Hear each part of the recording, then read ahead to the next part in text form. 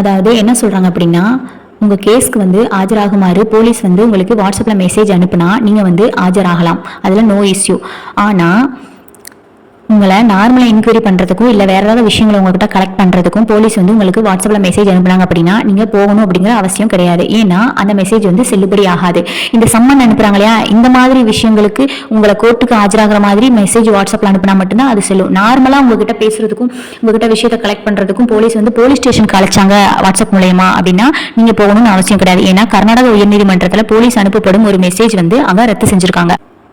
ஏன் அப்படின்னா பாரதிய நகரிக் பாதுகாப்பு சட்டம் பிரிவு 35(3) படி ஒரு நபருக்கு போலீஸில் ஆஜராகுமாறு நோட்டீஸ் அனுப்பலாம். ஆனால் போலீசார் ஒரு நபரை அழைக்க வாட்ஸ்அப் மூலமாகவோ நோட்டீஸ் அனுப்புவது சட்டப்படி செல்லுபடி ஆகாது என்று கூறி கர்நாடக உயர்நீதிமன்றம் ஒருவருக்கு அனுப்பிய நோட்டீஸ் ரத்து செய்தது. உங்களுக்கு புரியும் அப்படின்னு நினைக்கிறேன். இந்த வீடியோ வந்து உங்க ஃப்ரெண்ட்ஸ் அண்ட் ஃபேமிலிஸ்ல யாருக்காவது யூஸ்ஃபுல்லா இருந்தா அவங்களுக்கு மறக்காம இந்த வீடியோ வந்து ஷேர் பண்ணுங்க.